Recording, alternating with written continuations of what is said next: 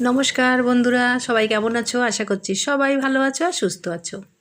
আমি রাধা, তোমরা সবাই দেখছো Delhi Bengali kitchen Oman and blog. আজকে নিয়ে এসেছি বন্ধুরা চালতে। চলো তাহলে চালতের আচার বানাবো। আজকে চালতে দিয়ে ডাল খেয়েছি, অনেক কিছুই খেয়েছি, তবে আচার বানাবো। বোন বানাবে, আমি ক্যামেরা করছি। তাহলে চালতেটা কি করে কেটে নিতে হয় সবটাই তোমাদের দেখাবো। তোমরা সাথে থেকো। নতুন বন্ধুদের বলছি, যারা চ্যানেলটা সাবস্ক্রাইব করোনি তারা চ্যানেলটা আমার সাবস্ক্রাইব করে নিও, পাশে থাকা বেলটা প্রেস করে দিও, যাতে এরকম রেসিপি ব্লগ ভিডিও সবই তোমাদের কাছে যেন ঝটপট করে পৌঁছে যায় আর তোমরা দেখে নিতে পারো। এটা আমার বাপের বাড়ির চালতে। আমার বাপের বাড়িতে চালতে গাছ আছে, প্রচুর চালতে হয়, পড়ে পড়ে নষ্ট হয়ে যাচ্ছে, খাওয়ার লোক নেই আর লোকে কুড়িয়ে কুড়িয়ে নিয়ে যায়। তো ভাই দিয়ে গেছে ওকে, তাই ও ভাবলো যে চালতের আচারটাই করে নেওয়া যাক। করে রাখলে সারা বছর রেখে খাওয়া যায়। তাছাড়া চালতে ডাল দিয়েও ভালো লাগে খেতে, টক খেতেও ভালো লাগে। তবে আচারটা খুব ভালো আচার করে আমার বোন। আমি আর করছি না, ওই করছে আচারটা। দেখো এরকম করে কেটে নিয়েছে, ধুয়ে পরিষ্কার করে নেওয়া হয়েছে। এবার কড়াইতে জল দিয়ে দিয়েছি।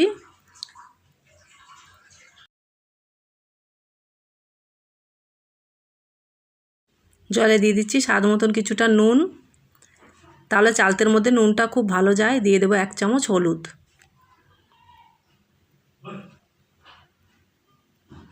জলটা ফুটে উঠলে তখন চালতেগুলো দেবো। জলটা কিন্তু ফুটে গেছে, এবার চালতেগুলো দেবো।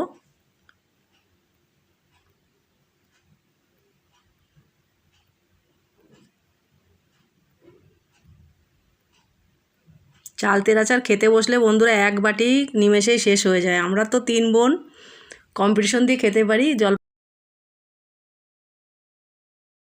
মানে একবার শুরু করলে আর থামাথামি নেই। আবার খাওয়া হবে না, হয়তো অনেক দিন খাওয়া হবে না। তোমরা কে কে ভালোবাসো আমাকে কমেন্টের মাধ্যমে জানিও। আর কাদের বাড়িতে চালতে গাছ আছে সেটাও কিন্তু জানিও বন্ধুরা। আর আমার ভিডিওটা তোমরা কোথা থেকে দেখছো প্লিজ তোমরা একটু কমেন্ট করে জানিও, আমার খুব ভালো লাগে তোমাদের ভালো ভালো কমেন্ট পড়তে। এবার আমি ঢেকে কিছুক্ষণ সেদ্ধ করে নেব।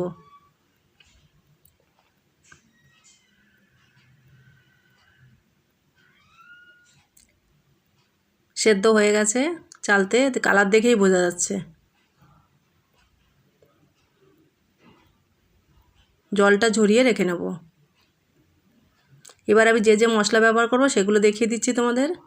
5 ফোড়ন আছে, জিরে, শুকনো লঙ্কা, ধনে, খালি খোলা, এগুলো একটু ভেজে নেব। আগে লঙ্কাটাকে একটু নেড়ে চেড়ে নেব।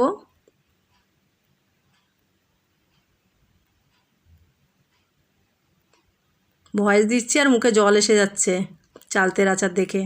স্কুল লাইফে তো খুব খেয়েছি চালতের আচার। আমাদের স্কুলে একটা মানে কাকা আসতো, কি বলবো, চালতের আচার যে কিনেছে তার থেকেই সবাই কাড়াকাড়ি করে খাওয়া বান্ধবীদের মধ্যে। এখন খাই, সেই আনন্দ আর কিন্তু পাই না। খাই ঠিকই, কিন্তু সেই মজাটা পাই না যেটা স্কুল লাইফে বান্ধবীরা মিলে করেছি।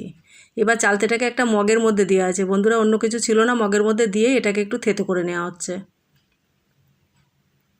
থেতো করলে ভালো হয়, মিষ্টি রসটা ভালো যায় এর ভিতরে। এবার আমি কড়াইয়ে সামান্য পরিমাণে দিয়ে দেবো তেল। বেশি তেলের দরকার নেই, অল্প তেলেতেই আচারটা হয়ে যায়।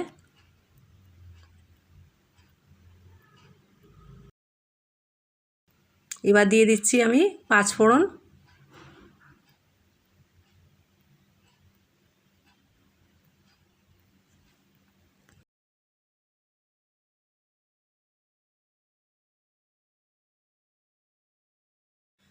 গ্যাসটা আমি লো টু মিডিয়ামে রেখে 5 ফোড়নটাকে ভালো করে তেলের মধ্যে ভেজে নেব।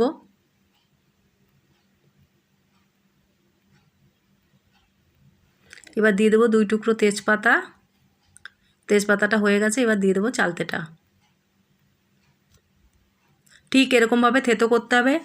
এই চালতের আচারটা সারা বছর সংরক্ষণ করে রাখা যায়, কোনো অসুবিধা নেই। যখন মন চায় একটুখানি বের করে খাওয়া। আর বিশেষ করে অনেক সময় শরীর ভালো লাগে না, মুখে টেস্ট থাকে না, তখন কিন্তু চালতেটা খেতে বেশ ভালো লাগে।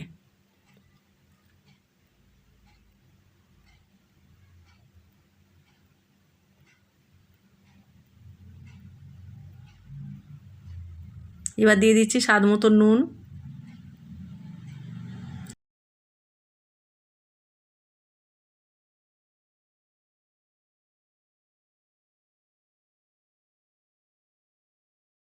অতিরিক্ত নুন চড়াও হয়ে গেলেও কোনো কিছু ভালো লাগে না, আবার কম থাকলেও ভালো লাগে না, সেইভাবে নুনটা দিতে হবে।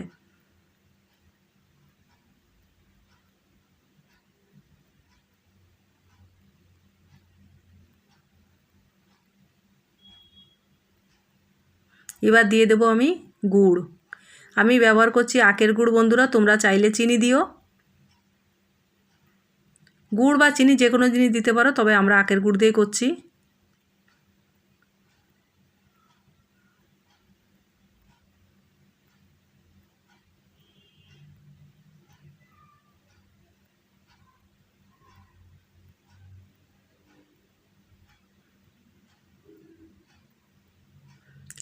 গুড়টা ভালো করে মিশিয়ে এবার আমি কিছুক্ষণের জন্য ঢেকে দেবো।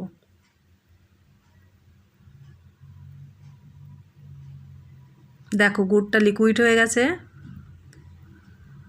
গ্যাসটা কিন্তু আমার মিডিয়ামে আছে, বেশি বাড়িয়ে দিলে গুড়ের রসটা ঠিক মতন চালতের মধ্যে যাবে না। গ্যাসটা কম করে ঢেকে ঢেকে গুড়টা গলতে দিতে হবে, যাতে চালতের মধ্যে মিষ্টি জিনিসটা বেশ ভালো করে ঢুকে যায়। চি বলে পরে যা লাগে না বন্ধুরা। তোমরা কিন্তু কমেন্টে কিন্তু জানাবে কে কে খেতে ভালোবাসো এটা, মানে কারা কারা খেতে ভালোবাসো, আর কাদের বাড়িতে এরকম হয় চালতের আচার বা চালতে গাছ আছে। আমার বাপের বাড়িতে প্রচুর হয়, কিন্তু আমরা সব খাওয়ার লোক থাকি না, তো সবাই যদি থাকে একসঙ্গে তাহলে বানিয়ে খেতে বেশ মজা লাগে।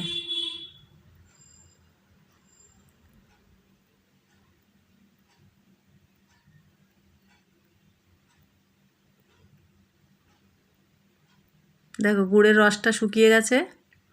এবার আমি অ্যাড করে দেবো ভাজা মশলাটা। যে মশলাগুলো ভেজেছি সেই মশলা আমি কিছু কিছু করে মিশিয়ে দেবো।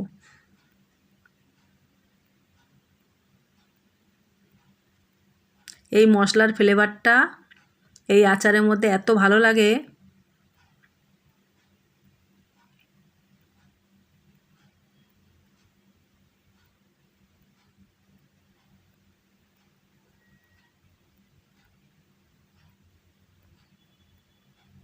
আগে আমার বোন জলপাইয়ের আচারও করেছিল, সেটাও আমাকে দিয়েছিল, তোমাদের দেখিয়েছি সেটা।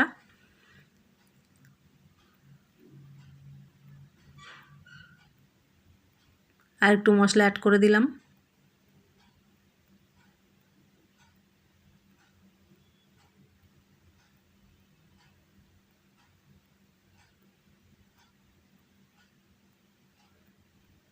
আস্তে আস্তে মশলাগুলো দিতে হবে আর পুরোটা চালতের মধ্যে মিশিয়ে নিতে হবে।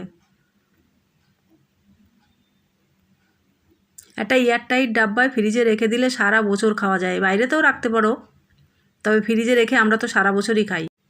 লাস্টে অ্যাড করে দিচ্ছি বিট নুন। বিট নুনটা দিলে কিন্তু আচারের স্বাদ অনেক গুণ বেড়ে যায়। তোমরা একবার দিয়ে দেখতে পারো, আশা করছি সবারই ভালো লাগবে। নুনটা দিয়ে এবার আমি ভালো করে মিশিয়ে নেব।